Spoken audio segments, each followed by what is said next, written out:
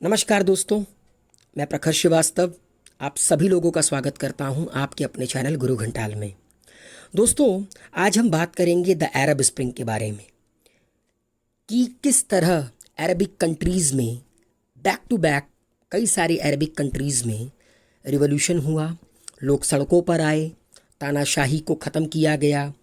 क्योंकि किसी ने कहा है ना दोस्तों कि जब बाढ़ आती है ना, बाढ़ के रास्ते में जो आता है वो बह जाता है, नदी अपना रास्ता नहीं बदलती है। ठीक इसी तरह यह अरब स्प्रिंग था। अगर ये वीडियो आप लोग को पसंद आए तो उसको लाइक कीजिए, शेयर कीजिए, कमेंट कीजिए, गुरु घंटाल को सब्सक्राइब ज़रूर कीजिए। निकल पड़ते हैं आज के सफ़र पर और जानते हैं द अरब स्प्रिंग के बारे में। The Arab spring, death of fear. दोस्तों, डेथ ऑफ फियर का मतलब तो आप समझ ही रहे होंगे कि जब इंसान के डर की मौत हो जाती है। द अरब स्प्रिंग का लिटरल मीनिंग ये था, लोगों के डर की मौत हो जाना। The Arab world, formally Arab homeland, also known as the Arab nation और the Arab states, consist of the 22 Arabic speaking countries which are members of the Arab League. दोस्तों, जब भी हम अरब वर्ल्ड के बारे में बात करते हैं या अरबिक कंट्रीज़ के बारे में बात करते हैं तो दिमाग में क्या आता है दोस्तों? रेगिस्तान, ऊँट, शेख, अब तो आता है बुर्ज खलीफा, बुर्ज अल हरब, द ग्रैंड अल हयात। मगर दोस्तों, असल में अरब वर्ल्ड उन 22 कंट्रीज़ को कहते हैं जो कि अरब लीग का हिस्सा हैं, क्योंकि मेनली यहाँ पर अरबिक बोली जाती है। इनमें से कई सारी कंट्रीज़ आपका वेस्टर्न एशिया में लोकेटेड है, कई सारी नॉर्थ अफ्रीका में और कई सारे हॉर्न्स ऑफ अफ्रीका में लोकेटेड है। और इन सब में जो सबसे सदर्न मोस्ट मेंबर है, मतलब जो सबसे दक्षिण में स्थित है, वो है द कोमोरोस, जो कि एक आइलैंड कंट्री है और ये ईस्ट अफ्रीका के ऑफ कोस्ट में लोकेटेड है। अब मैं दोस्तों आपसे बात करता हूँ कि ये अरब स्प्रिंग था क्या। असल में दोस्तों 2010 साल की जैसे ही शुरुआत होती है, कई सारे अरबिक मुल्क में सरकार के खिलाफ लोग सड़कों पर आ जाते हैं, सरकार के खिलाफ प्रोटेस्ट होते हैं, सरकार के खिलाफ बगावतें शुरू हो जाती हैं। इवन दैट लोग बंदूकें उठा लेते हैं, आर्म रिबेलियन शुरू हो जाती है। और दोस्तों, ये एक अरबिक मुल्क से स्टार्ट होकर धीरे धीरे धीरे धीरे पूरे के पूरे अरबिक कंट्रीज़ को अपने चपेट में ले लेता है।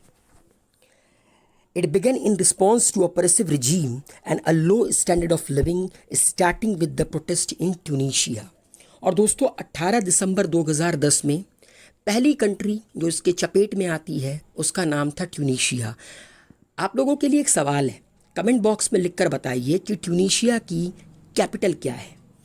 और दोस्तों, ये जो ट्यूनीशिया में एंटी गवर्नमेंट प्रोटेस्ट, अपराइजिंग और आर्म रिबेलियन स्टार्ट हुआ, वो मेनली इसीलिए था क्योंकि ट्यूनीशिया में लोगों के पास बेसिक चीज़ें सरकार ने उपलब्ध नहीं कराई थी। मतलब बहुत लो स्टैंडर्ड ऑफ लिविंग था। एक हद तक लोगों ने बर्दाश्त किया, उसके बाद लोग सड़कों पर आ गए जब वो देखने लगे कि बाकी सारे मुल्क अमीर पर अमीर होते जा रहे हैं, डेवलपमेंट कर रहे हैं, बाकी सब मुल्कों के मुकाबले उनका जो ट्यूनीशिया है वो कुछ नहीं कर पा रहा है। तो भाई, हर इंसान की बर्दाश्त करने की एक सीमा होती है। लोग सड़कों पर आ गए और इसको पॉपुलरली ट्यूनीशियन रिवॉल्यूशन और जैस्मीन रिवॉल्यूशन के नाम से भी जाना गया।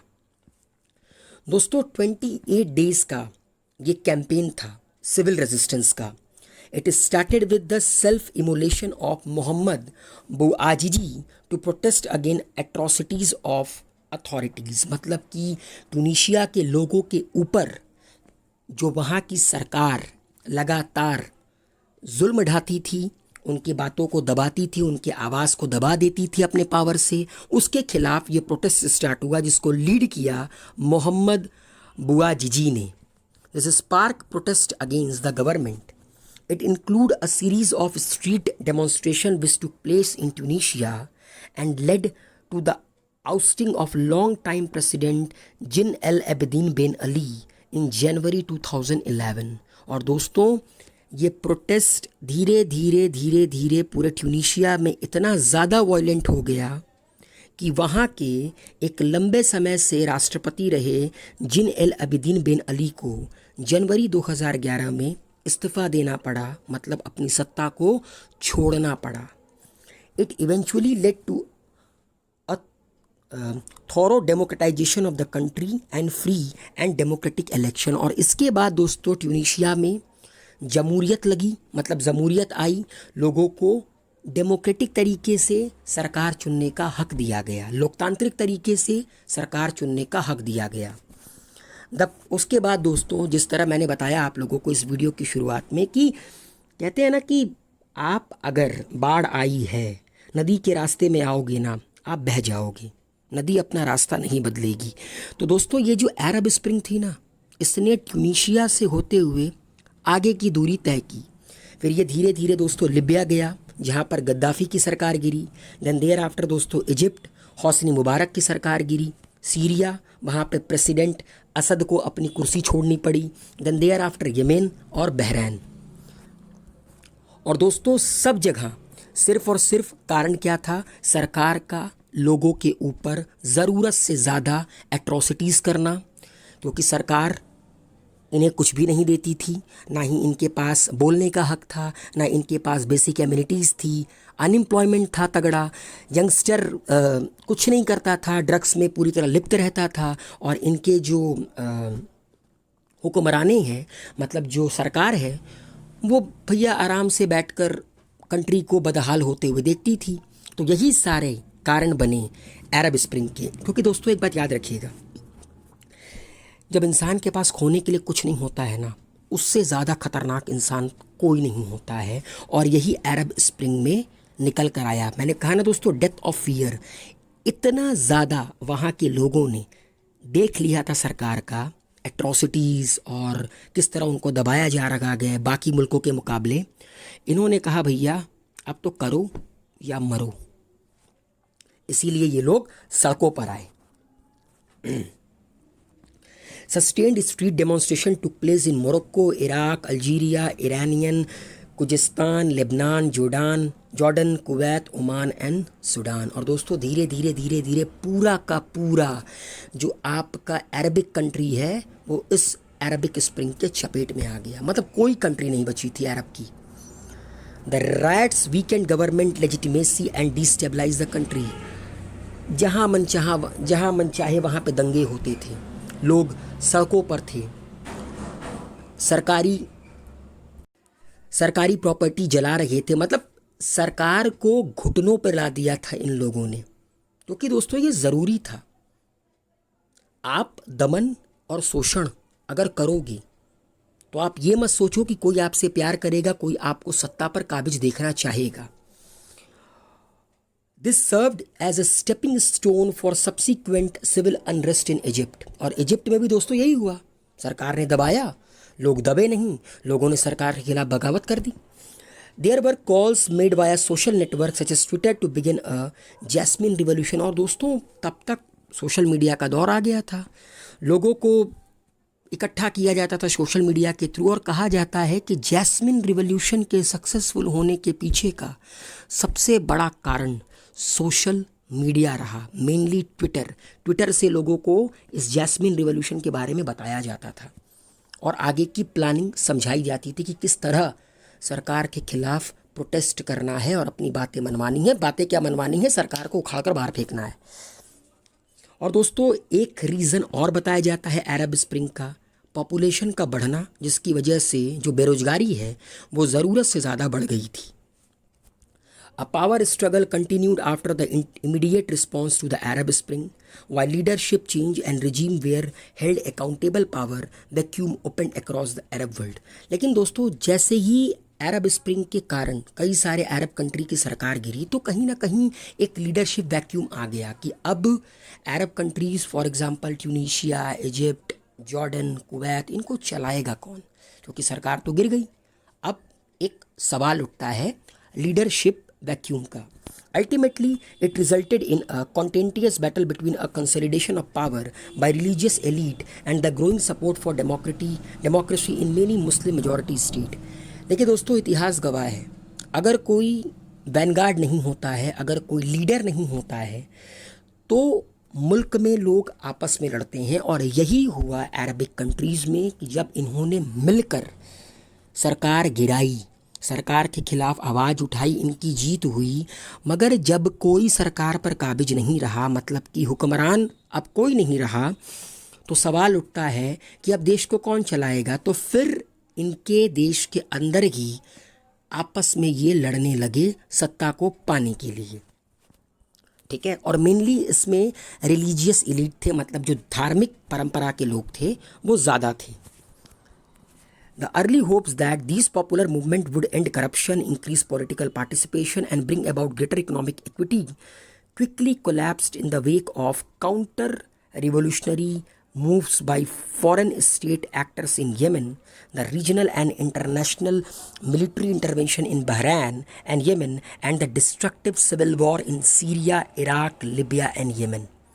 तो देखिए दोस्तों, जिस लिए ये अरब स्प्रिंग स्टार्ट हुई थी कि करप्शन ख़त्म हो जाएगा, लोगों की ज़िंदगी इम्प्रूव कर जाएगी, लोगों को नौकरियां मिलेंगी, यंगस्टर देश को संभालेंगे, नौकरी करेंगे, वो सब ख़त्म हो गया। क्योंकि पता है दोस्तों, इन्होंने ये तो सोचा कि चलो सरकार गिरा देते हैं, मगर सरकार गिराने के बाद का इन्होंने नहीं सोचा। और यही हुआ कि तमाम देशों में सिविल वॉर स्टार्ट हो गए अरब के। तमाम देशों में आपका क्या बोलते हैं कि बाकी देश के लोगों ने अपनी मिलिट्री इंटरवीन कर दी। आज भी आप देख सकते हैं सीरिया पूरी तरह बर्बाद है। सीरिया को आप देख लीजिए, येमेन को देख लीजिए, ये बर्बाद है पूरी तरह। क्यों? क्योंकि लीडरशिप वैक्यूम हमेशा रही है इन मुल्कों में।